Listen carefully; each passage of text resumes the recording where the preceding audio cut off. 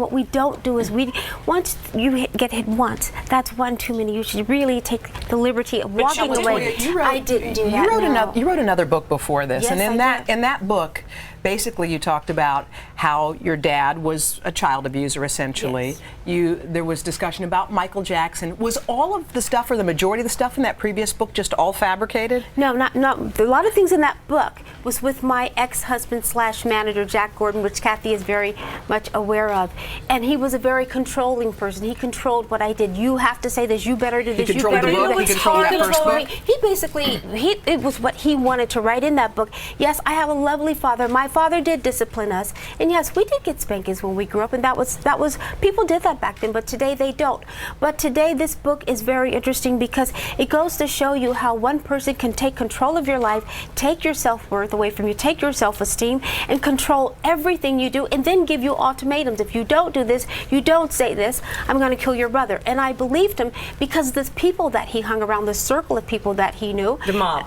Yeah, well, we spent a lot of time on Mulberry Street whenever I was in New York. And after I left him, there were 7 or 8 FBI guys that would come to visit me to tell me and talk to me about the situation. You make some really shocking allegations in this book, and I think the headline that people are going to take away from this book is a quote here that you're saying came from your brother. Toya, they want my catalog, music catalog. They want my publishing. They'll do whatever it takes to get it. They're going to kill me.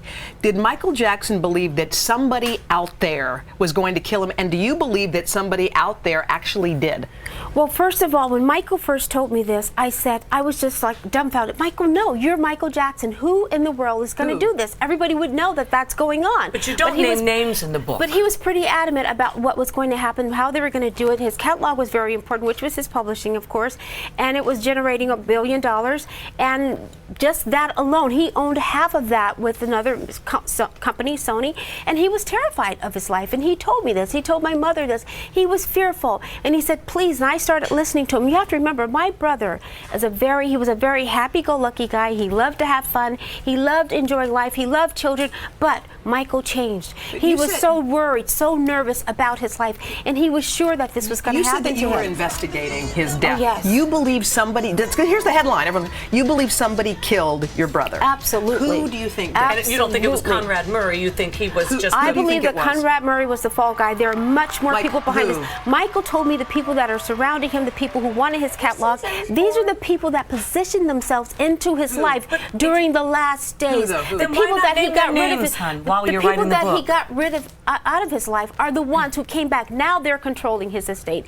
These are the people. You have to follow the money trail when something like this happens. Yeah, no, of course. They knew what he was worth. But it leads to individuals, and why didn't you name the individuals? I guess is what we're asking. This book goes deeply into detail. When you get to that section, you will see and you will understand and you will know this is who did this to Michael Jackson. But it's not, you don't name anyone's name in there. We should be clear about that. Read the book. Once you read it, it's right there. You will know, black and white, it's there. I wish we had more time.